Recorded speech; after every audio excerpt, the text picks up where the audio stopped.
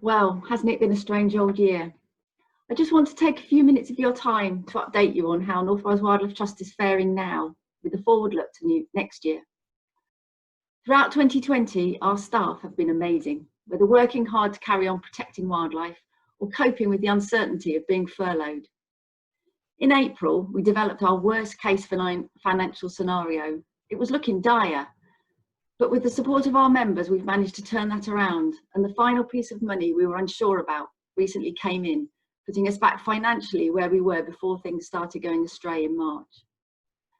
What became apparent early on was that people were noticing nature more than perhaps they otherwise would, taking the time to slow down and listen to the wildlife around us.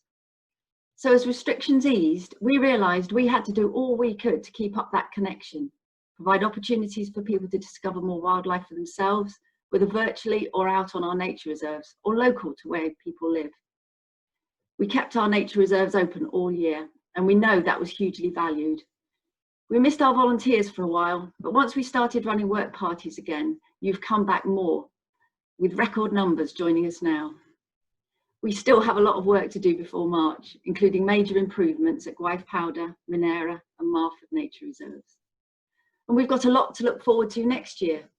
As well as looking after all our wonderful nature reserves, we're leading the Welsh Wildlife Trust's Climate Change Cymru project, where young people are in the driving seat to help create wildlife habitats and sequester carbon, encouraging them to influence their peers and communities to join with them.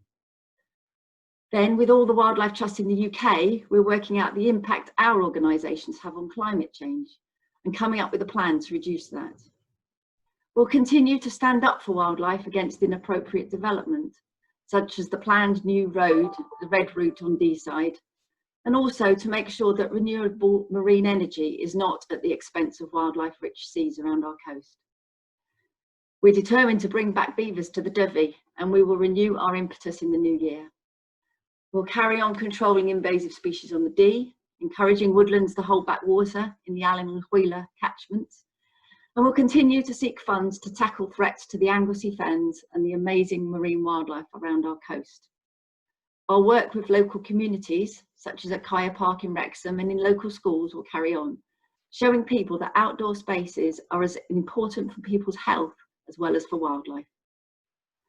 Some big decisions need to be made to reverse the decline in wildlife, and there are lessons to be learned by decision makers from our experiences this year, which can bring genuine benefits for our wildlife, our wild places and future generations.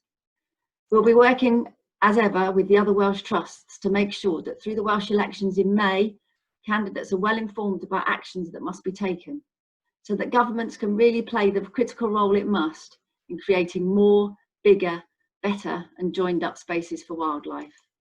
But for now, we're taking a break, and from everyone at North Wales Wildlife Trust, thank you for your support for the Trust and wishing you a very happy new year. Lywedd and Newyd da.